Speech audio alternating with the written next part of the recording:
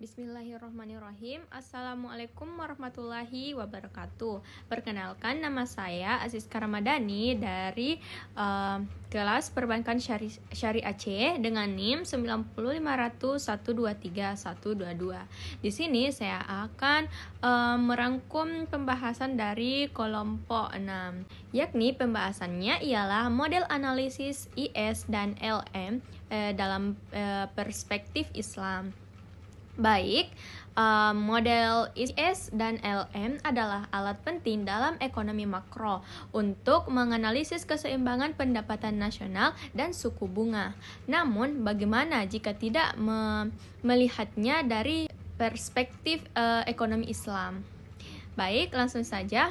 Model ini pertama kali dikenalkan oleh Johann Hicks pada tahun 1937 dalam ekonomi konvensional. Kurva IS menunjukkan keseimbangan di pasar barang dan kurva LM menunjukkan keseimbangan di pasar uang. Keduanya sangat bergantung pada suku bunga. Tapi dalam ekonomi Islam, bunga atau yang sering disebut riba dilarang keras dalam Islam. Maka dari itu, model ini perlu direkonstruksi sesuai dengan prinsip syariah.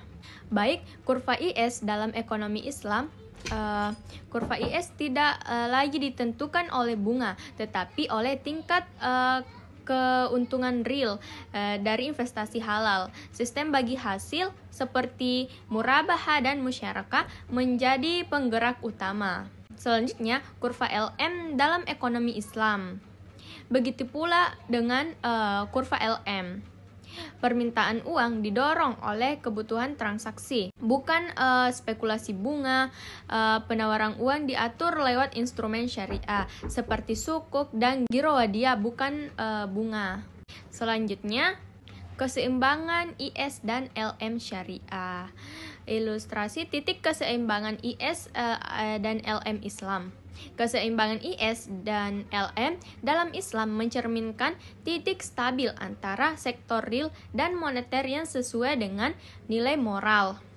Disinilah sistem keuangan syariah menciptakan keadilan distribusi dan stabilitas ekonomi. Selanjutnya, pengaruh terhadap kebijakan. Dalam kebijakan fiskal Islam, zakat, infak, dan wakaf menggantikan peran pajak dan utang berbunga. Sementara itu, kebijakan moneter Islam menggunakan sukuk dan pembiayaan aset nyata, bukan manipulasi bunga. Selanjutnya yaitu hubungan IS dan LM dan AD beserta AS.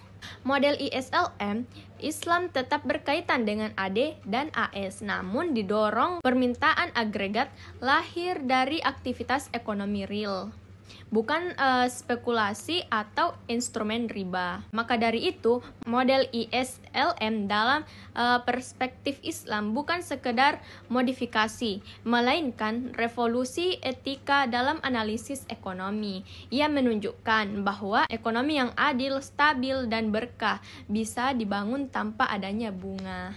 Baik, mungkin itu saja yang sempat saya rangkum dari pembahasan kelompok 6. Kurang dan lebihnya mohon dimaafkan. Wabillahi taufiq wal hidayah. Wassalamualaikum warahmatullahi wabarakatuh.